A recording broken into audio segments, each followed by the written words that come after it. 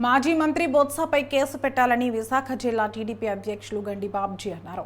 మంత్రి బొత్స టీచర్లను బదిలీ చేస్తామని 3 నుంచి 6 లక్షలు వసూలు చేశారని గండి బాబ్జీ ఆరోపించారు. అక్రమంగా 50 నుంచి 100 కోట్లు కొట్టేశారని, టీచర్లు ఇప్పటికే చాలా మంది ఫిర్యాదు చేశారని ఆయన అన్నారు. ఈ కుంభకోణంలో ఉన్న బొత్స అండ్ టీంపై కేసులు పెట్టాలని ఆయన డిమాండ్ చేశారు. అనంతరం మాట్లాడిన గాజువాక ఎమ్మెల్యే పల్లా శ్రీనివాసరావు, ఏపీ ప్రజలు కూటమికి చరిత్రలో ఎన్నడూ లేని విధంగా విజయం అందించారని అన్నారు. టీచర్ల బదిలీ కుంభకోణంలో కీలక పాత్ర పోషించిన బొత్స సత్యనారాయణ సమాధానం చెప్పాలి అని డిమాండ్ చేశారు. అనేక పత్రికల్లో, మాధ్యమాల్లో మరి విద్యాశాఖలో జరిగినటువంటి అవినీతి పైన, అంటే ఎలక్షన్ కోడ్ ఉంటుండగానే, అలాగే ఎలక్షన్కి అతి తక్కువ చేరువ రోజుల్లోనే, అంటే ఎలక్షన్ వస్తుందనే సంకేతాలు వెళ్ళిన వెంటనే వీళ్ళు అడ్డగోలుగా బదిలీలు చేసి ఒక జీవో రిలీజ్ చేసి ఉపాధ్యాయుల దగ్గర 3 లక్షల నుంచి 6 లక్షల రూపాయలు మరి డబ్బులు కలెక్ట్ చేసి సుమారు 50 కోట్ల దాకా కలెక్ట్ చేశారని అనేక సందర్భాల్లో మరి ఆరోపణలు రావడం జరిగింది. ఎలక్షన్ ముందు రావడం జరిగింది.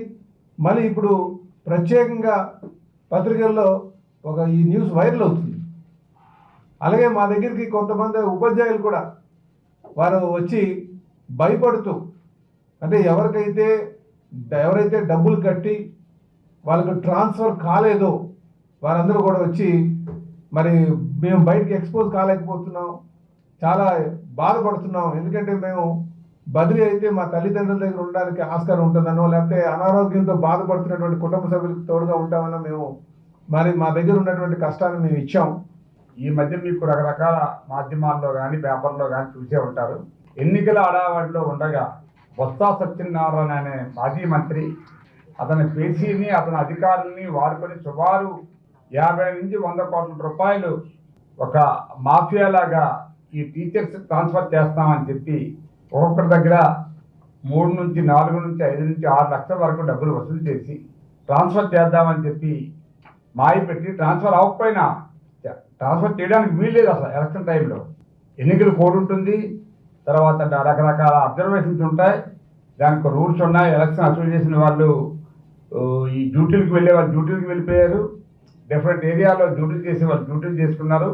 ఇవన్నీ జరుగుతున్న సందర్భంలో బొత్స సత్యనారాయణ ఎంత ఆ దోపిడీదారుడో మీ అందరికీ తెలిసిన విషయమే నేను చెప్తున్నాను. ఎందుకంటే గతంలో మేము చాలా ఇష్యూస్ చూసాం.